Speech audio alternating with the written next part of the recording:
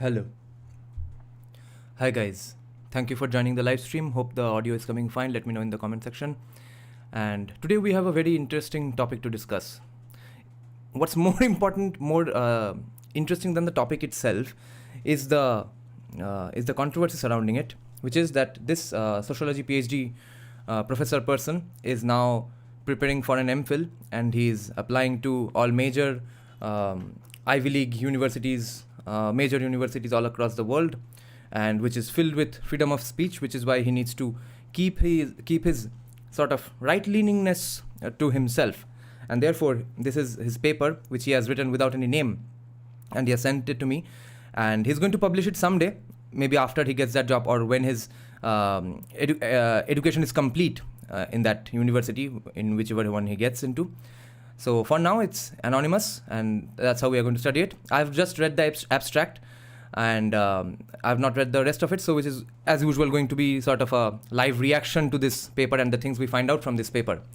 The interesting part is that the topic is genealogical strategies in pre-modern societies comparing castes and nobilities, which means he's going to basically look at Japan, England, and India, how, since there was, as we know, in casteism or caste as a concept exists in all societies, exists today, existed in some degree or the other in all societies, right? Essentially a separation of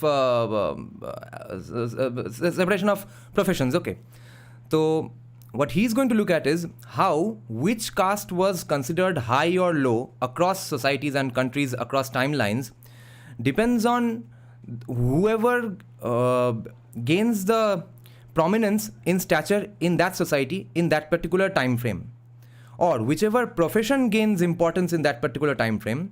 The practitioners of that profession get to be known as the so-called high caste or low caste accordingly, in terms of the in accordance to with the amount of importance that profession or that person has in society.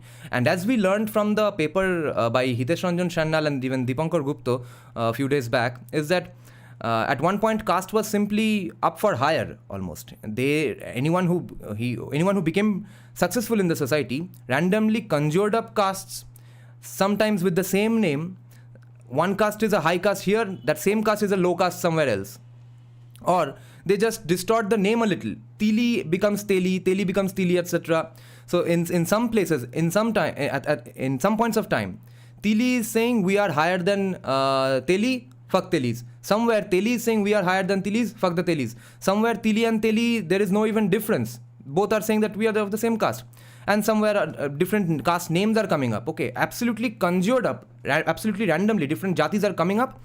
And what's common among all these castes is that they are getting some local noble Brahmins, Purohits, or scholars to validate their entire family history, or to just declare them high caste. That is the fun part. And that is what proves how much of, not just the fact that caste was in fact mobile, these things prove how much it was mobile. It was absolutely mobile. Okay, so that is why this paper is controversial, and this person is also controversial, and if his name comes out, it's going to be a problem. So let me just check some comments and then we'll start the paper. Cheap Sills is saying David Canadine in his book Ornamentalism showed how Brits tried to reform societies, their social structure, with respect to their social structure of nobility in case of Hong Kong. Okay, so let's start. So the abstract says the following paper seeks to compare genealogical strategies, genealogical meaning that family history thing, genealogical strategies among caste groups or status groups. That's, I think, a more apt word for these things. These groups often sought to monopolize their access to resources and power by creating myths of legitimation and fabricating genealogical documents which propagated mytho-historical accounts, okay? Almost half mythological, half historical, a mix of these two. Mytho-historical accounts of their so-called noble origins. Mostly focusing on pre-modern Bengal and Japan for this particular paper. There is a case study of pre-modern Britain as well. The paper also attempts to trace the development of lineage groups from ancient to early modern societies, by endeavoring to demonstrate how these processes were present across space and time. The creation of historical texts was a significant strategy that facilitated the claims of powerful groups, and these quote-unquote histories or myths were meant to naturalize the dominance of the upwardly mobile groups. जो upward जा रहा है उसका dominance legitimize करने का ये एक procedure था. It is in this manner that genealogies legitimize the power and predominance of parvenu groups. Parvenu meaning वो हम एक टर्म बोलते हैं ना नूवो रिच जैसा कि बंदा अभी अभी अमीर बना है, अभी अभी हाई क्लास सोसाइटी में घुसा है, उन लोगों को हम परवेनु बोलते हैं. This comes from a French word. So predominance of parvenu groups by obfuscating or ignoring the inconvenient realities of their ascent. Okay. Utilizing Roland Barthes' concept of myth allows us to account for such actions on their part, while also demonstrating the relatively dynamic and fluid nature of pre-modern societies.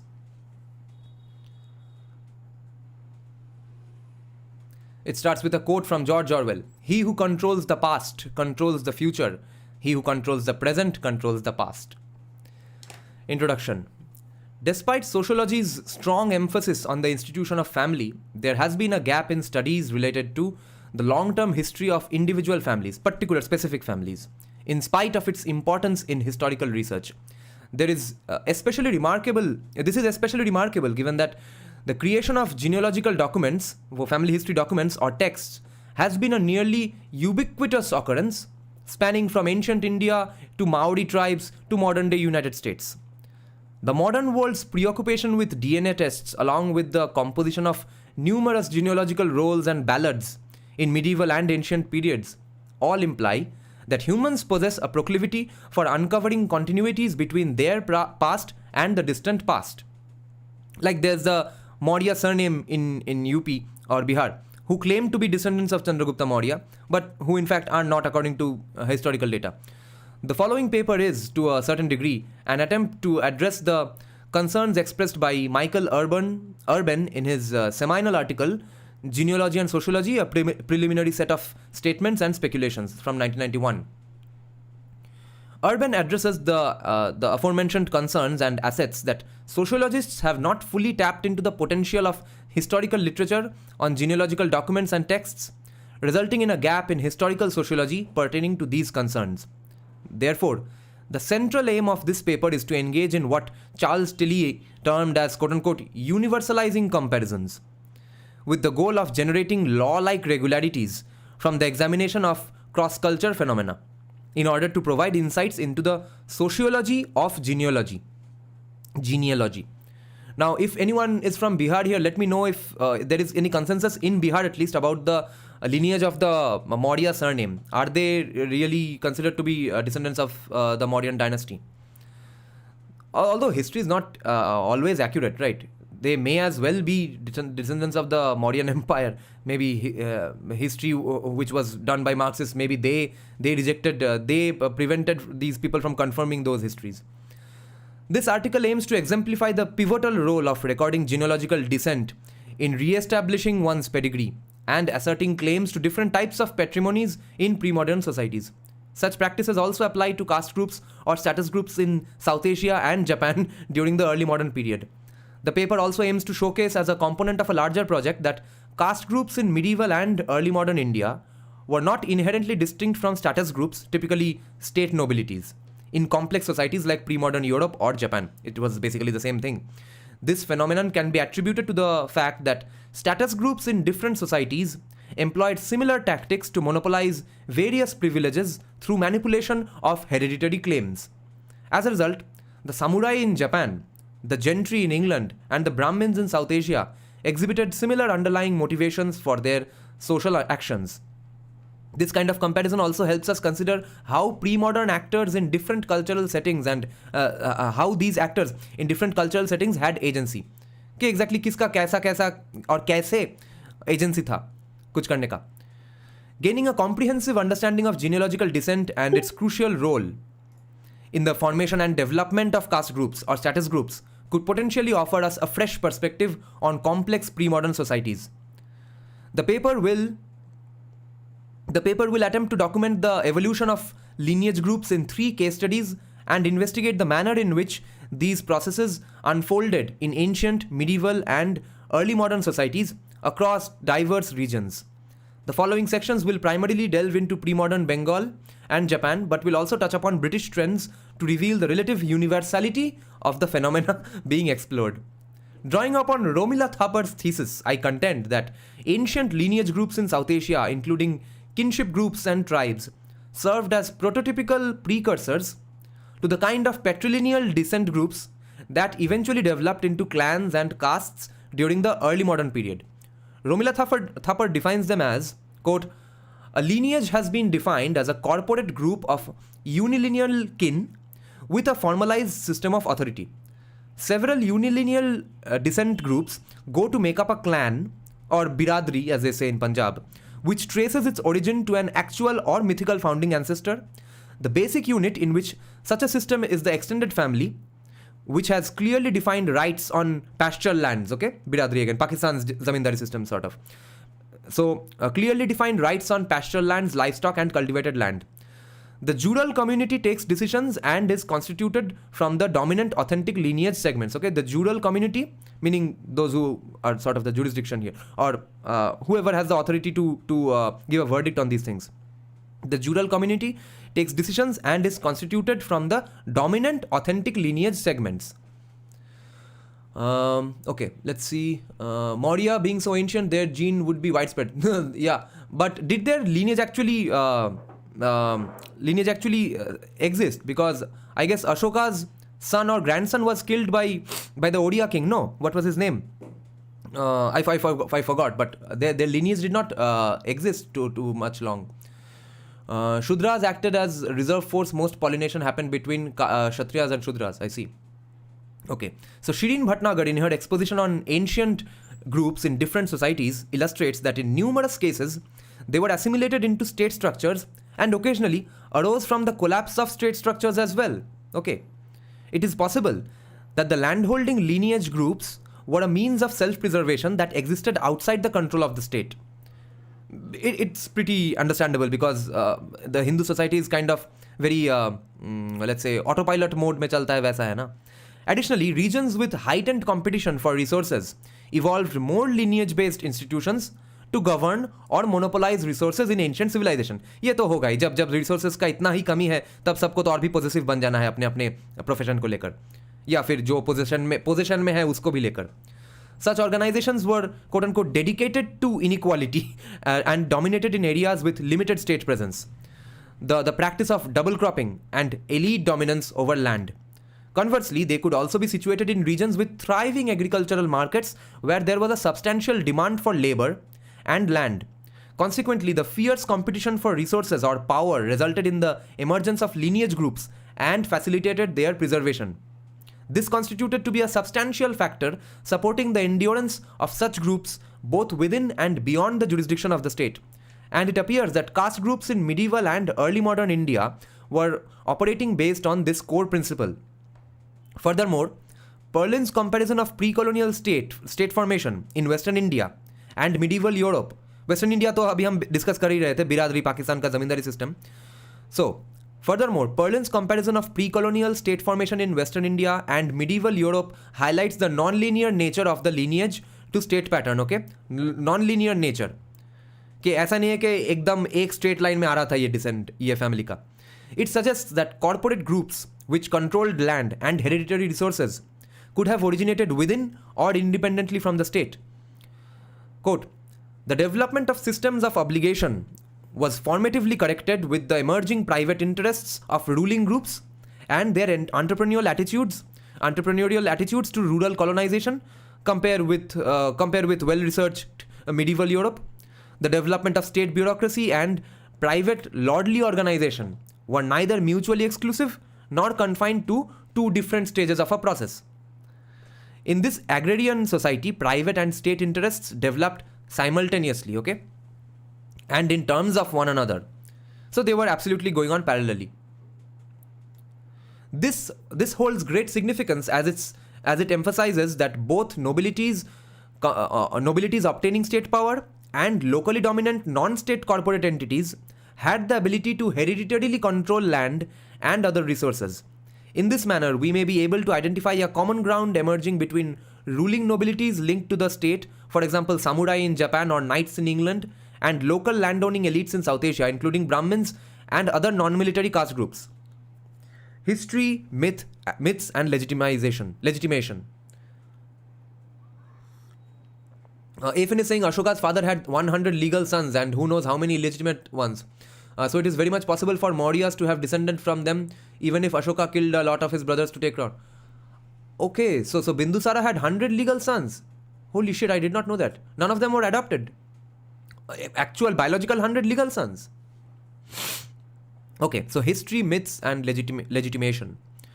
One important feature of genealogies or these family histories with mythological ancestors is their incorporation of historical events and characters, serving as a cultural reference and also legitimizing factor. It is not merely having an ancestry that matters. It must also be tethered to a renowned figure to acquire a sense of pedigree ke hum to bade family se hai. It is in this context that national histories gain importance along with the mythologies and genealogies that derive from their pervasive presence in the cultural fabric of the societies they inhabit.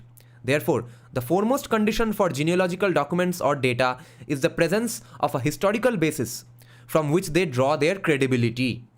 And next is the deliberate manipulation of meaning that these genealogies employ. Why? To veil the actual histories of influential individuals whose so-called illustrious pedigrees they aim to represent. The purpose of discussing this connection between myths and Roland Barthes' concepts is not only to question their historical validity, but to emphasize their role as a pervasive method of obscuring the past, which persists even in modern societies. Taggart explains Barthes' understanding of myths and their significance. Okay, myth. The significance of myth stemmed from its capacity to convert historically determined outcomes into natural phenomena. Interesting. Myth obliterated the memory that peoples were once conquered, hierarchies once imposed, and objects once made. Not surprisingly, Barthes called myth depoliticized speech. It denied the fabricated and therefore changeable quality of reality, because it sort of solidified things. It denied the fabricated and the changeable quality of reality. Barthes wrote that myth abolishes the complexity of human acts.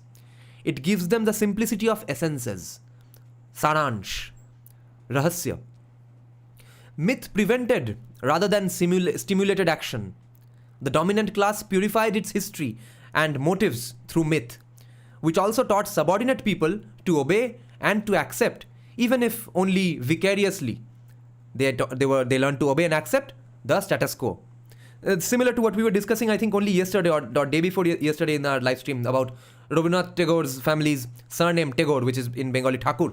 The Thakur surname did not was not born up until much recently. Okay, their initial surname was Kushari. They gained prominence, then they got the surname of Thakur. Hence, for a comprehensive analysis of the acts of legitimization using genealogical documents within the state or other domains, it is crucial to gain insight into how the cultural milieu of the societies in question here perceives their own histories and how these histories are linked to the construction of genealogies. The emergence of new political powers during the first few centuries of the Common Era greatly influenced the writing of Indian history. In this regard, we will examine how this shaped the foundation of future historical writing using genealogical documents, states, lineages and status groups. In South Asia first, okay. Let me check some comments if any. We Khatri count Hinglaj Mata as our goddess. Okay. Yes, Jesus called himself king of Jews, Yahudi Jati ka Raja, but there is a legitimate claim that Jesus is a Mudrashik character from rereading of the Talmud. Mudrashik kya hai? Yes, Bindusara was a proto-Genghis. Fuck. The man I mentioned is Madhu Singh. Okay. Ancient India. Romila Thapar's study on the lineage groups of ancient India reveals that by approximately 500 BC, but for setting some extra context here to make this live stream more juicy, you see, even though I call for defunding sociology, there is still room for good sociology, right? Or at least sociology that's not completely harmful for India's interests or Hindu interests. But the problem is, so far BJP RSS don't take these sorts of scholars seriously. They still do have a very, very high level of that inferiority complex and validation problem that they want only majorly West-validated scholars only in their fold. So once they change their mind, once the government changes their mind, and these scholars get to positions of power, then we can have great sociology, and sociology that's actually helpful for our country. Romila Thapar's study on the lineage groups of ancient India reveals that by approximately 500 BC, these groups caused a halt in the development of state structures as they gained significant influence over territories in the northwestern parts of the Indian subcontinent. Romila Thapar asserts that the hereditary nature of political power, okay, so ये family का monarchy जैसा या फिर राहुल गांधी जैसा, hereditary nature of political power remained evident from the generation of large volumes of genealogical literature in this period of so-called arrested development of the state, okay? अचानक से बहुत genealogical literature इसी वक्त में पैदा होता है जबकि बहुत सारे dominant groups एक जगह में लैंड ओनर्स बन गए थे या कुछ भी चीज़ों में, कुछ भी फील्ड में हाई स्टैचर में पहुंच गए थे. अचानक वो लोग अपना अपना जीनियोलॉजी बनाना शुरू करते हैं कि देखो हम तो इससे डिसेंडेंट हुए हैं, हम तो उससे डिसेंडेंट हुए हैं. B.D. Chattopadhyay had voiced his criticism of these assertions, pointing out that the development of royal or noble lineages did not always depend on fixed territorial affiliations for powerful lineages, as many lineages acquired power after migrating to different regions. This critique opens up the possibility of further exploring Romila Thapar's perspective. The development of political lineages may have transpired at multiple levels of power: local level, supra-local level, monarchical level. The rise of ruling lineages may have aligned with both the primary processes of state formation, which is the establishment of territorial lordships, and the implementation of monarchical governance, potentially leading to the succession of one lineage by another. Romila Thapar claims that in the late first millennium BC, so about during the end of the 1000 BC, so yeah, that 200-300 BC, specific regions became linked with particular Kshatriya or warriors or royal clans, and the beginning of the mid first millennium AD, so mid to 500 to 1000 AD, witnessed the rise of numerous small states from tribal societies aiming to establish their legitimacy as descendants of ancient Kshatriya lineages. This is exactly what we learned in Dipankar Gupta's research paper as well. Do you all remember that randomly Dipankar Gupta talking to some so-called lower caste people, asking that why aren't you really that sad about being treated in some low way? I'm paraphrasing to a large extent, but he was surprised to learn that the lower caste person himself is saying that we are from high castes. Some bad things happened and we got considered lower caste, but we are actually descendant from Kshatriyas only. In South Asia, the number of ruling lineages during the 3rd and 4th centuries stood at around 10. Okay, in South Asia, the number of ruling lineages, ruling families, therefore ruling dynasties during the 300 to 400 ADs stood at around 10, just 10 lineages. However, by the 5th and 6th centuries, these figures had tripled, with numerous new warrior lineages gaining power. The period also saw a proliferation of hereditary claims to power among a vast group of people, with an eventual development of what Chattopadhyay has termed state society. Through land grants to Brahmins, remote tribal communities were integrated into caste-based societies, who would be previously considered outcast or panchamas, okay? They got integrated into caste-based societies, leading to the proliferation of Brahminical influence in terms of language and politics across the subcontinent. The integrative mode of state formation advocated by Kulke and Chattopadhyay showcased the tribe-to-kingdom transformation with horizontal expansions into agrarian and peripheral regions through Brahminical influence and expansion of state control. This phenomenon persisted well into the early modern area in Bengal, 16th to 19th century in Bengal, which we have learnt from Hitesh Ranjan Channal's paper. Romila Thapar has expounded upon the complexities of ancient Indian historical writing and its socio-political influence. She asserts that the integrated forms of lineage-based histories exhibited notable disparities compared to the period of state formation in ancient South Asia. She regards the written versions of the Mahabharata and the Ramayana as manifestations of historical consciousness found in oral earlier traditions. Yeah, fair enough. These oral traditions were founded upon societies that exhibited territorial stability, lineage-based social organizations, and rule by specific clans. The gradual disintegration of these clans or dynasties could be seen as a sign of the growing influence of the monarchical state. The Itihasa Purana tradition intensifying with the rise of the Gupta Empire in the mid 1st millennium AD, so mid to 1st millennium AD, meaning 500 to 1000 AD, is proof of what she highlights as the gradual prizing of historical consciousness. The Puranas also assimilated indigenous myths and histories to act as legitimizing records for locally dominant ruling clans. Exactly what we learned yesterday as well from Raja Ram Mohan Roy's quoting of Rigveda left and right to claim that ideology, that idol worship is unimportant or useless because Vedas never talk about idol worship. And yesterday we had kind of concluded or were discussing that. So therefore the Vedic people as such were basically accommodating the idol worshippers into their fold, into their faith system, into their politics, into their even into their caste system basically.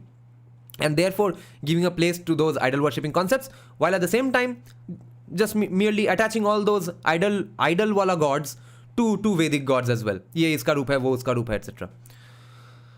The Puranas also assimilated indigenous myths and histories to act as legitimizing records for locally dominant ruling clans.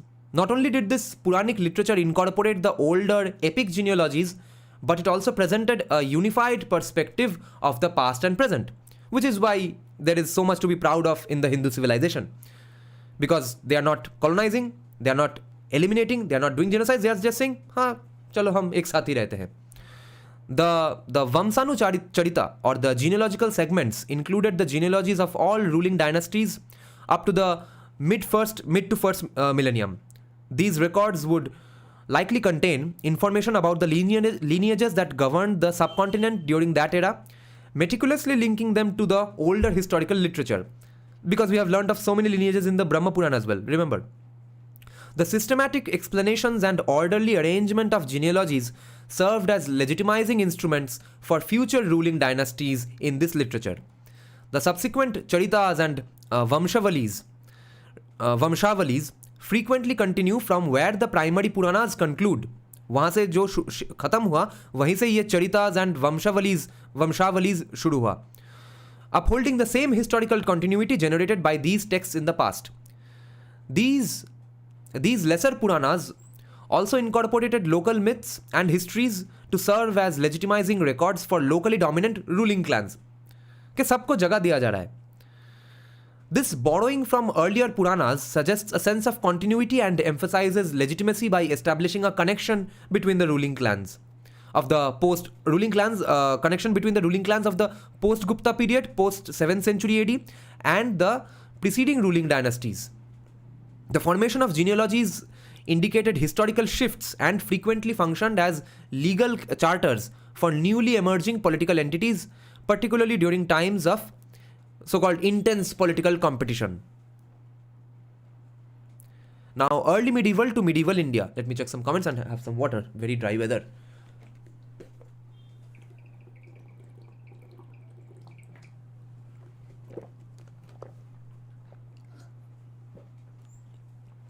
Early medieval and medieval India.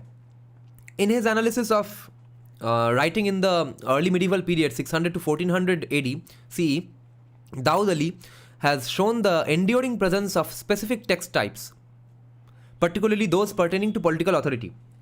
During the Gupta Empire, 350 to 550 AD, there was a notable shift in state formation patterns, with warrior lineages transforming into regional and sub-regional court polities that relied on agrarian economies. Okay, warrior lineages transforming into regional and sub-regional court polities which relied on agrarian economies. Many court poets partook in the composition of poetic histories for their patrons, a fashionable practice derived from the earlier Puranas that chronicled the legendary solar and lunar dynasties. These exercises were recurrent among numerous local ruling groups and even specific castes. By this time, the Brahmins had not only developed themselves as a pan-Indian landed class, but their compositions in the form of the epical literature mentioned above publicize their immense superiority in statecraft and combat skills as compared to the Kshatriyas. Consequently, by relying on the historical basis of cosmological timeline and mythical figures from past, these texts ensured a sense of continuity, even among caste groups that persisted throughout the medieval and early modern periods, 1200 to 1800 AD. The development of caste groups in early medieval period, 600 to 1200 CE, occurred alongside state formation processes, contributing to the widespread adoption of Brahminical ideologies throughout South Asia. Okay, footnote पढ़ लेते हैं. Itihasa is a Sanskrit word, तो यह तो हमको पता है. Some bards, some poets even furnished their own genealogies in these works and demonstrated themselves as having been some illustrious Brahmin lineages. हाँ, ये तो हम वो आई थिंक महाभारत के ट्रांसलेशन के बारे में भी पढ़ रहे थे in the introduction of the Manusmriti. Remember that Raja Bhoja was scolding some Brahmins के अरे भाई मेरे बाप दादाओं के समय में सिर्फ क्या महाभारत के 2-3 वर्जन्स थे. अब मैं जब जिंदा हूँ, मैं अभी राजा बना हूँ, अभी 10-15 महाभारत आ गए हैं. मेरे मरते मरते तो 300-400 महाभारत बना दोगे क्या? हर कुछ जो जिसके दिमाग में जो आ रहा है उसको ही मनुस्मृति बना के घुसा दे रहा है, उसको ही महाभारत में अपना आइडियाज़ घुसा दे रहा है और किसी और का नाम देके. अरे खुद का कुछ लिखो, खुद का कुछ उसका पॉपुलैरिटी बनाओ, दूसरों की चीज़ों में अपना आइडियाज़ क्यों घुसा रहे हो? The Brahmins, having established themselves as hereditary landowners, assisted upwardly mobile groups by authenticating their noble descent from mythological figures in Brahminical epics and texts. क्योंकि उनके पास तो ये authority था ये करने का, which is also something which is corroborated by Hitesh Ranjan Shannal's paper, which we discussed a few days back, just in terms of Bengal. But this now we see was prevalent everywhere. Numerous caste groups adopted this approach, including Rajputs, who asserted their Kshatriya status as a result of their dominance in Western India. Power and land ownership became heritable, and those who possessed these rights sought to prove their ancestral connection to justify their ownership. The Kayasthas, for example, had flourished into a caste of scribes, okay, जो कि लिखते हैं documents. Caste of scribes during the early medieval era, while carrying out duties for various monarchs and state officials. And this had led them to manufacture their own genealogical claims to Brahmin status in the 11th century. The practice of creating genealogical documents known as caste Puranas eventually became standardized among various castes through a process called Sanskritization. This phenomenon involves lower castes imitating the rituals and traditions of higher castes in order to elevate their own status. This is something I have always noticed in the current Bengali society as well, which is the way of celebrating Durga Puja that you all see from Bollywood, Bengali Bollywood celebrities, is not how everyone in Bengal ever celebrated Durga Puja, right? But that sort of becomes the aspirational model. जो अमीर और successful आदमी जो society में जो करेगा वही तो एस्पिरेशनल मॉडल होगा, है ना? तो exactly the way you see Kajol celebrating Durga Puja, that is the way only zamindars, richest zamindars who were the British collaborators, who didn't help at all the Bengali Hindu refugees, that's the way they celebrate Durga Puja in the so-called Bonedi Badis, okay? And this aspirational model thing also reminds me of something else that Andrew Huberman or Vivek Ramaswamy somewhere was saying that, no, and I think Andrew Huberman only. So, like, you get dopamine rush or dopamine gets secreted in your brain when you do something extremely satisfying, right? So, up until now, if you do anything significant that used to be satisfying, now, in fact, you get the validation from complaining as well. Because now the aspirational model has become how much you can talk about your suffering. कि मैं बुली हुआ था बचपन में, कितना dopamine secret हो गया, मेरा कितना दुख है, मुझे किसने डांटा, मेरा कितना ट्रॉमा था, मुझे किसी ने गैसलाइट कर दिया. ये सब से अब डोपामिन रश हो रहा है क्योंकि ये सब आज का एस्पिरेशनल मॉडल बन गया है, क्योंकि ये आज के सो कॉल्ड डोमिनेंट कास्ट करते हैं. तो अचानक सब के सब बॉलीवुड में बुलिंग का हिस्ट्री बता रहे हैं, मेंटल हेल्थ डिस्कस कर रहे हैं. So in his analysis of Jati Puranas, caste Puranas, Greg Bailey demonstrates a few features. Many of these texts were produced in the early modern period or even during the British colonial period, 1757 to 1947, as they were used in the census of the late 19th century. These texts are much more accessible than Brahminical Puranas or Upapuranas that were written in Sanskrit. These ones are typically written in vernaculars and are made for more popular consumption. ताकि सबको समझ में आए, देखो मैं कितना अच्छा family से हूँ. They are based off earlier Puranas and their sections on genealogy are derived from these earlier texts. These texts are often related to particular caste occupations and status in relation to other castes.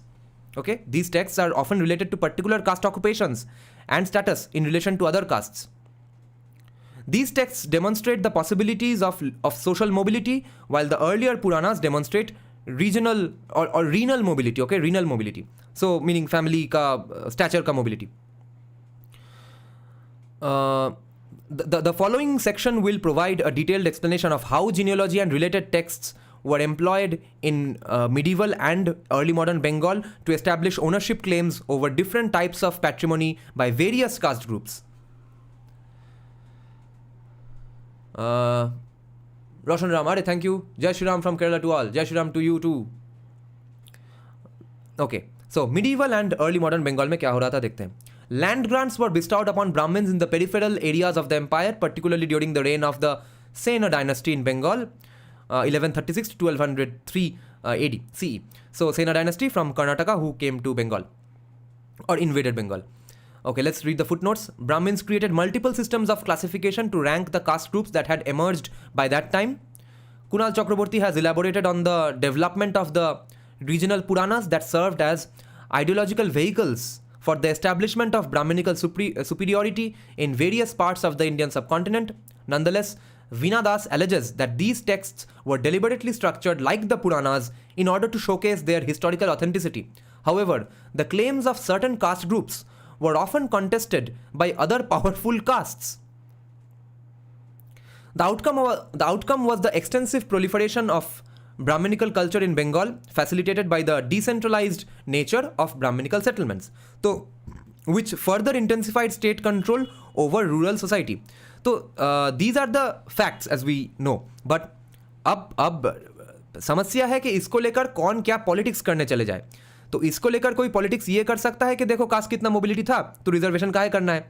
जिसको तुम बोल रहे हो कि इसके साथ historical injustice हुआ था, कितने वक्त पहले तक हुआ था. हाँ, किसी का 100 साल तक इंजस्टिस हुआ था, किसी का 200 साल तक इंजस्टिस हुआ था, किसी का शायद इंडिपेंडेंस से पहले सिर्फ 50 साल इंजस्टिस हुआ, अब उसको रिजर्वेशन मिल गया 75 साल. या फिर तुम इसको लेकर ये सब डेटा को लेकर ये भी पॉलिटिसाइज कर सकते हो कि देखो ब्राह्मण्स कितने खराब आदमी थे कि किसी को भी दे फिर रहे थे हाई स्टेटस. तो पॉलिटिक्स अलग है, एकेडमिया अलग है. Subsequent to the annexation of Bengal by the Islamic State in 1203 AD, the basic organizations of Hindu society under the leadership of powerful landowning castes or nobles endured via the institution of Samaj. The emergence of Samaj, what is Samaj? Samajas are exclusive public spheres and multi-caste councils within the upper castes, enabled the transfer of power over ranking systems, transfer of power over ranking systems and hierarchies to more dispersed authorities like Brahmin intellectuals or zamindars who were district level governors. Or you could also politicize this, saying that see, Brahmins were in fact, or the caste system in fact was not that problematic because it was always accommodating people. accommodate करने से भी problem है, accommodate नहीं करने से भी problem है, तब कैसे चलेगा बाबा. The councils of local notables assumed the responsibilities that were once held by kings and emperors. देखो, mobility. The councils of local notable people assumed the responsibilities that were once held by kings and emperors, such as Ballal Shen, in maintaining the ranks of clans and castes, resulting in the institutionalization of a divergent form of social mobility. Those who had bestowed favors upon landowning elites, such as Brahmins and esteemed Kayasthas or other bureaucratic officials, were granted permission to join the Samaj and attain an elevated status within their own castes. In her exploration of scribal elites, scribal elites जो कि लिखने का documentation का काम करते थे, वो नायब मशाई बोलते हैं हम बंगाली में. In her exploration of scribal elites in medieval and early modern Bengal, Kumkum Chatterjee highlights the importance of genealogical texts in maintaining Brahminical ideology and hierarchies in Bengali society during this period.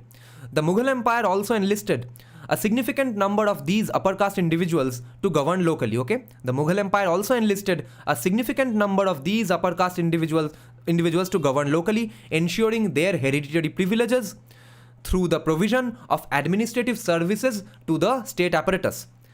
This enabled Bengali nobles and elites to simultaneously uphold and bypass Brahminical hierarchies to secure intergenerational privileges from the state. भाई वाह वाह वाह वाह, क्या बात है, क्या research है, genius.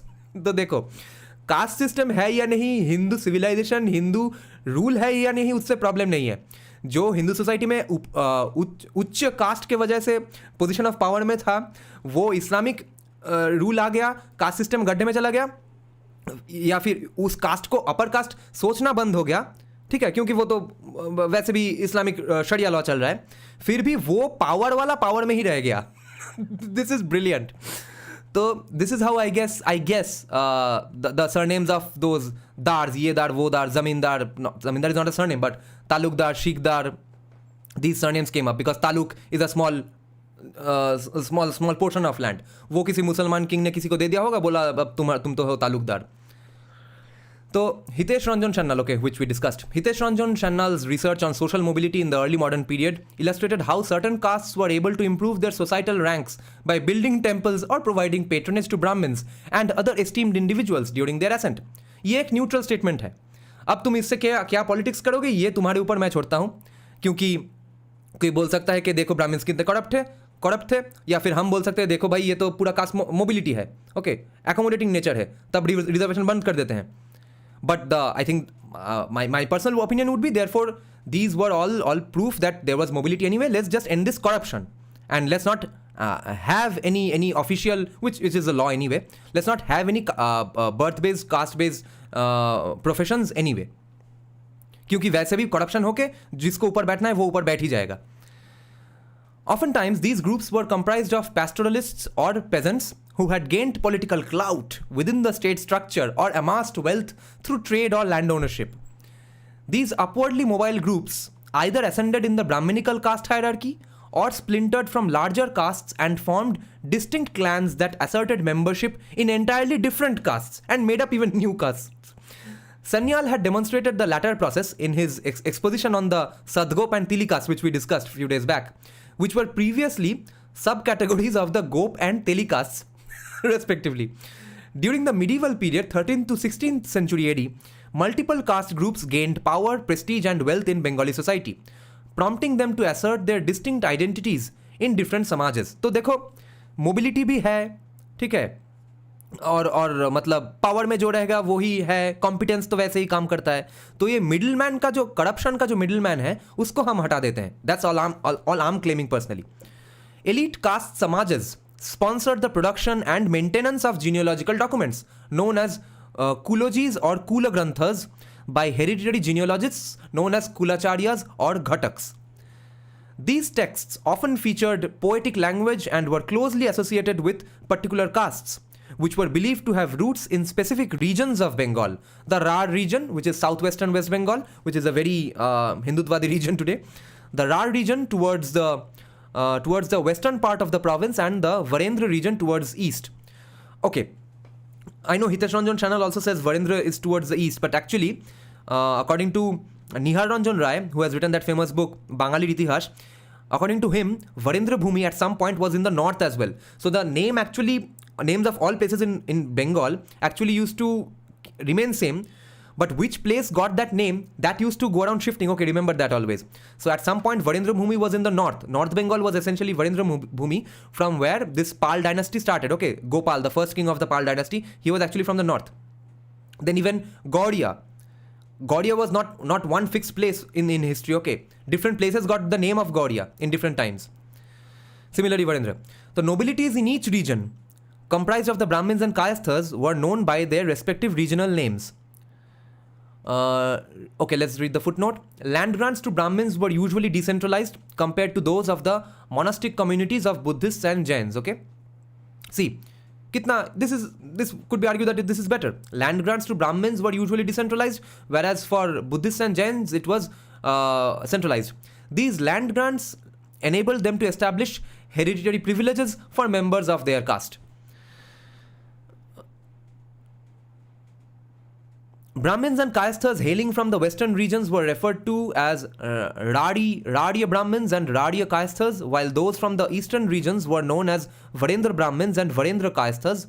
These caste groups crafted genealogical records to substantiate the purity of their lineages and to secure exclusive economic and political benefits. Brahmin genealogists played a crucial role in the creation of Kulajis, aiding prominent Brahmin, Kayastha, and other influential caste groups in forming marital connections with families of comparable social status. The various local samajas ensured that, so it's basically a culture, sort of a high society club, sort of social club. The various local samajas ensured the marriage alliances among upper castes were based on appropriate rank. This was a result of marriage alliances becoming the basis for prestige and honor in the medieval and early modern period. According to R.C. Majumdar, historian, the Kulaji texts were unlikely to be created before 15th century and were probably derived from earlier oral traditions incorporating various existing genealogical claims. This was primarily supported by a group of Brahmins and Kayasthas who were deemed the highest ranking members of their caste due to their power and prestige in society. Around the 16th century, the practice of Kulinism began to develop among Brahmins and other upper castes.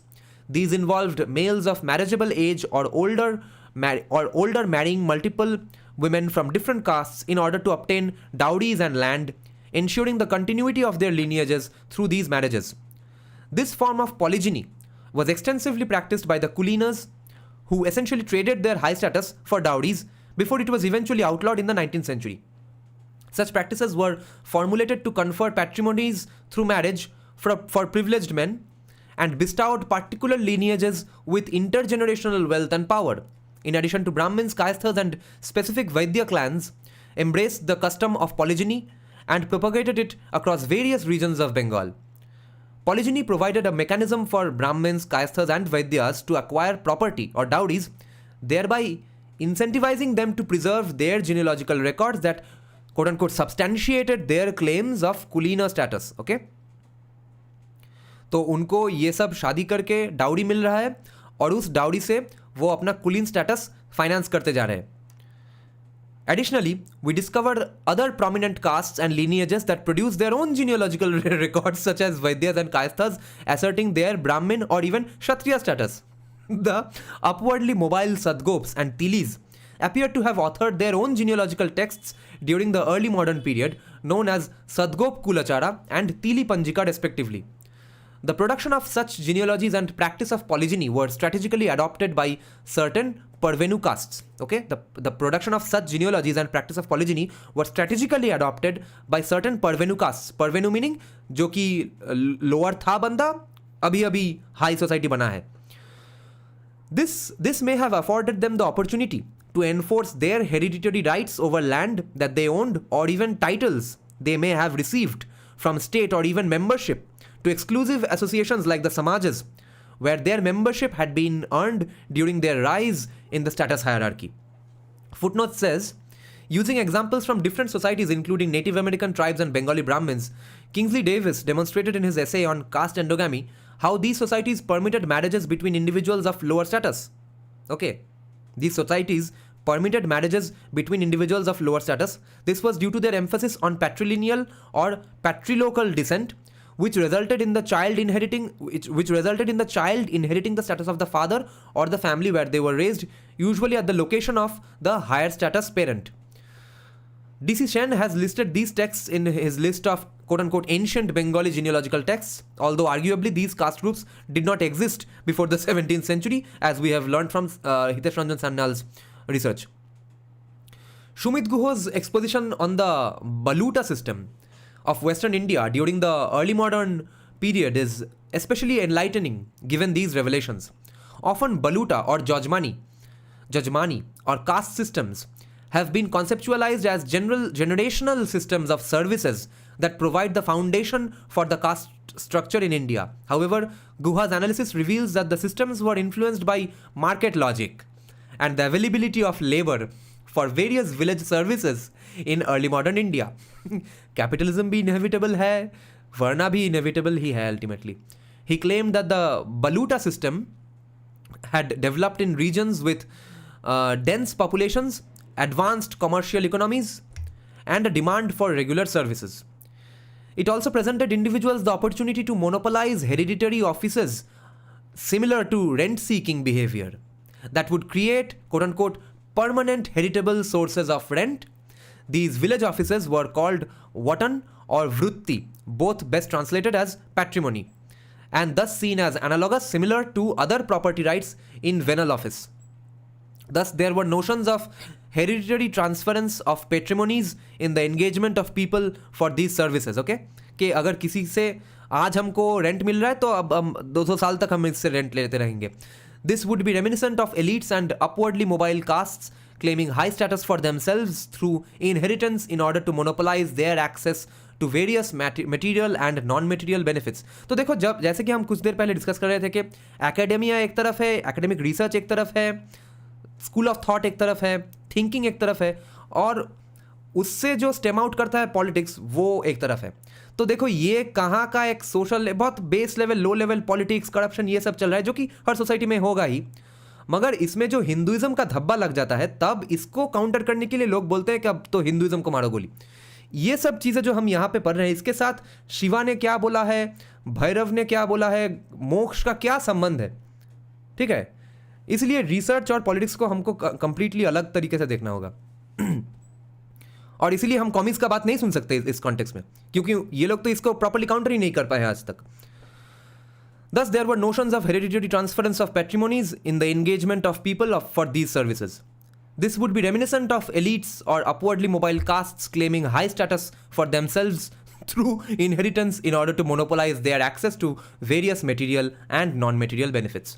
Similar to the Kulinas of Bengal, who aimed to establish exclusive control over land and wealth based on their inherited high status, or Kulinism, not on meritocracy. Lower castes also pursued hereditary offices to offer services in different regions of South Asia. ठीक है, अब इनको guaranteed employment भी चाहिए. तो देखो हमको ये समझ लो, अगर म्यूजिशियन बनना लो कास्ट है तो वो लो कास्ट में भी उसका प्रॉब्लम नहीं है, क्योंकि मैं बोल सकूंगा कि देखो मेरे बाप दादा तो तुम्हारे ऑफिस में गाना बजाते थे, अब मुझे भी गाना बजाने का काम दे दो क्योंकि मैं उस फैमिली से आया हूँ. कितना बढ़िया मजा है. This is what we must also recognise while discussing or criticizing caste system, that in some way or the other, at some points at least, it did benefit almost everyone in the society. When it stopped benefiting everyone, that's when it went to hell. The fundamental principle of gaining access to patrimonies remained identical in both situations. Therefore, the construction of genealogies, despite potentially relying on inaccurate historical records or unreliable oral traditions, were strategies well suited for the pre-modern caste groups and possibly even for modern ones when they sought to establish their exclusive control or hereditary entitlements to resources and positions within elite groups or associations. Although these texts have been deemed unreliable by many historians, their close alignment with the history of Bengal renders them meaningful for those who assert their legitimacy and the societies and environments in which they were employed. Vinadas's examination of caste Puranas suggests that the Kulajis and similar records were regarded as historical narratives of caste groups, okay? They were frequently presented to rulers and authorities to authenticate and validate their claimed social status. क्यों चाहिए? क्योंकि अब अगर कोई राजा आए जिसको Hinduism casteism से कोई मतलब नहीं है, उसको भी हम जाके बोल सके कि देखो नहीं, हम तो बड़े फैमिली से, अच्छे फैमिली से आते हैं, तो मुझको अब हाई स्टैचर अब तुम्हारे गवर्नमेंट में भी दे दो. In the late 19th century, as upper caste Bengalis were ascending to significant government roles and reaffirming their authority and social standing, a multitude of these documents were unearthed. These then became the subject of scholarly discussions among educated Bengali gentlemen, Bhadraloks, who aimed to either validate them as the legitimate sources of the histories of Bengali upper castes or debunk them as complete fabrications from the medieval ages. Okay, एक बार पढ़ते हैं ये जगह फिर से. These then became the subject of scholarly discussions among educated Bengali gentlemen or Bhadraloks who aimed to either validate them as एक तरफ बोल रहा है कि एक पक्ष बोल रहा है कि ये तो बिल्कुल legitimate source of their history है और हमारा बंगाली अपर कास्ट का लेजिटिमेट हिस्ट्री है, और एक तरफ बोल रहा है कि debunk them as complete fabrications of the medieval ages. Okay, footnote में देखते हैं क्या है. Baluta is used to describe a system in which specified goods and services were provided by hereditary functionaries theoretically to all the households in a given village community. Okay, तो intergenerational job security, ठीक है? in a given village community in return for equally specific payments in kind, sometimes supplemented with cash, at the harvest and on festive occasions. George money has entered sociological literature to describe the relationship between a patron household and individual servant households that supplied it with goods or services in return for payments at harvest and on other occasions. R.C. Majumdar and N.K. Dutt have presented findings that suggest that Kulajis and the allusions they make can be considered mytho-histories at best. They are factually erroneous, but may embody the social trends of the era of their production. A hint of truth. These genealogical sources were also utilizing pre-existing historical patterns portrayed in Brahminical texts like the epics or the ancient and local Puranas in an effort to present the text as historically precise. Okay? तो लिखने का style, framework, okay, वो style of writing, वो style of presenting कहाँ से आया? वो आया एंशियंट टेक्स्ट से, ताकि इसको देख के हमको लगे कि देखो हाँ वो ऐसा ही अगर राइटिंग स्टाइल है तब तो ये भी 2000 BC का ही होगा वैसा. Which is why so many people write in unintelligible English unnecessarily to come across as intelligent. Okay, like I used to think that in the 1800s and 1900s, early 1900s, people just used to write tough English, which I now is absolutely not the case when I'm reading the translation of Fyodor Dostoevsky's book Brothers Karamazov, because the woman who translated that after just few years of Dostoevsky's death, okay, in the mid or late 1800s. That English written by that American lady, translated directly from Russian, is absolutely easily readable, okay? So, all the other English that we find from those eras, which are so tough to read, is actually basically horseshit bad writing. Regardless, these texts aim to offer evidence for claims to patrimonies during periods of fierce competition for wealth, prestige and power, and the modern era was not an exception either. Fair enough. Now we get to Japan, and let me have some water and coffee, and let me check some comments after a while.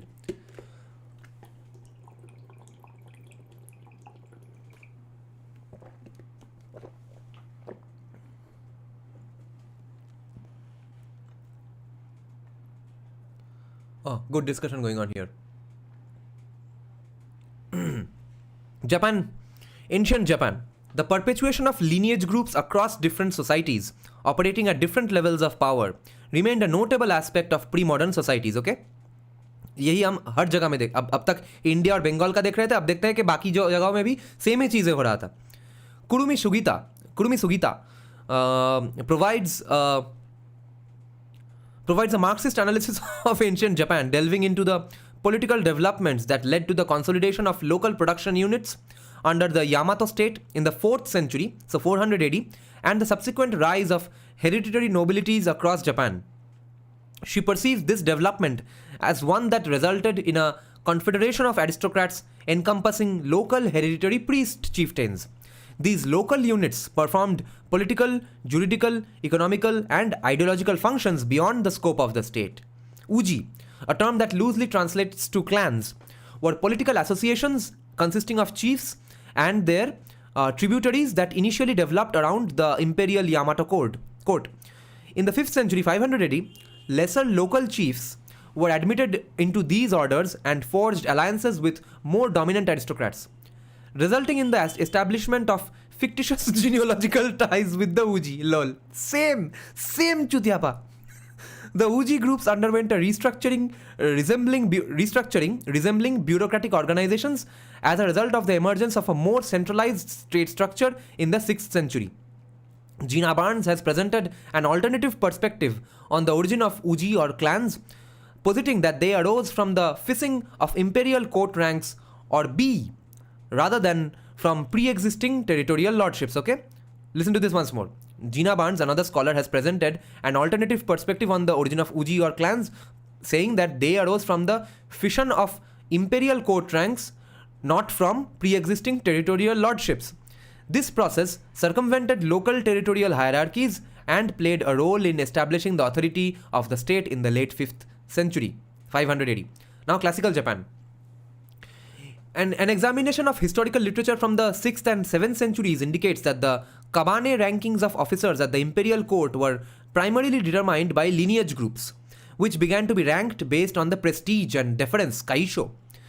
The Taika reforms of 645 AD aimed at instituting centralized bureaucratic structures rooted in Neo-Confucian ideas, which had resurfaced during China's Tang dynasty in 618 to 907 CE. Nonetheless, the goal of abolishing private land ownership to revamp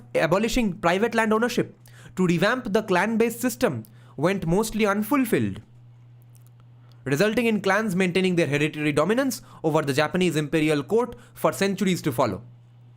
During Emperor Tenmu's reign, 673 AD to 686 AD, kabane rankings underwent reforms that introduced 8 new categories.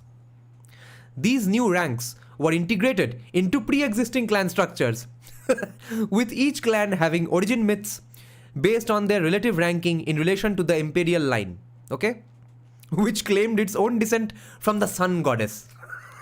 Until the period following the war, post 1945, the emperor was regarded as the fundamental source of legitimacy for the Japanese state. Despite often lacking political power during these extensive periods, the emperor's presence facilitated the exercise of sovereignty by others over the state, okay? राजा का खुद का power भी चला गया हो, राजा का presence जरूरी है to validate others' power. The connections established between the nobles and subsequent warrior nobles to the imperial line served to validate their respective claims to power, resulting in a political hierarchy that resembled a massive genealogical pyramid. The Emperor Tenmu, 631 to 686 CE of the Yamato clan, played a key role in sanctioning the development of historical literature, okay? Sanctioning okay ये sanctioning मुझे ये इससे मुझे problem है ये जो कोई भी घूम घूम के सैंक्शन कर रहा है but also that proves that caste was at least mobile तो Yamato clan played the Emperor Tenmu played a key role in sanctioning the development of historical literature in ancient Japan during the early 6th century. The Kojiki of 712 CE, also known as the quote-unquote record of ancient events, was compiled under the auspices of the imperial government of Japan.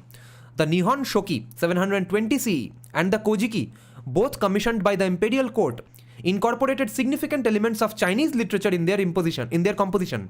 The Kojiki precisely classifies time into an era of gods and era of mankind, commencing with Emperor Jinmu 660 to 585 BC and terminating with Empress Suiko 524 to 628 AD. This gave rise to a comprehensive understanding of the past and situated the ruling dynasty within the historical structure to establish its legitimacy.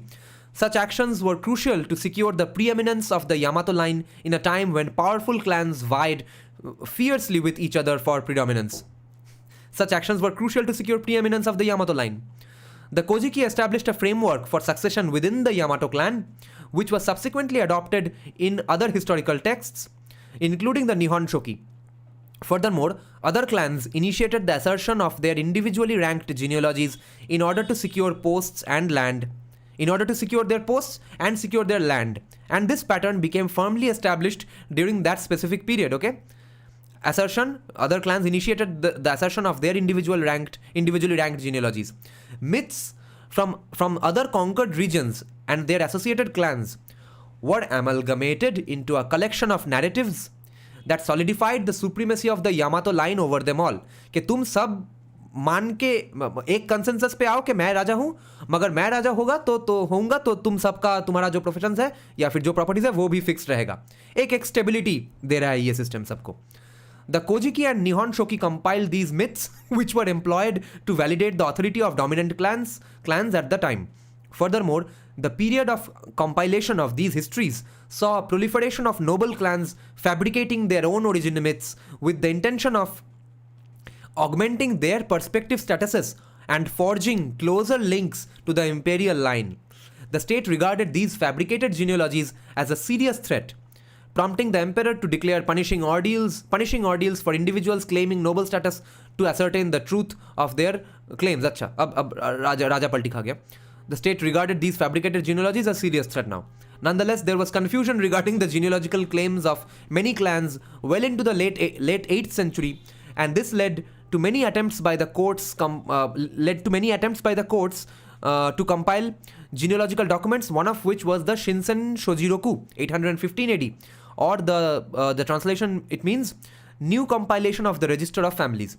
The Kabane rankings of the late 6th century, 600 AD, were symbols of the great importance attributed to lineages believed to be descended from the main imperial line.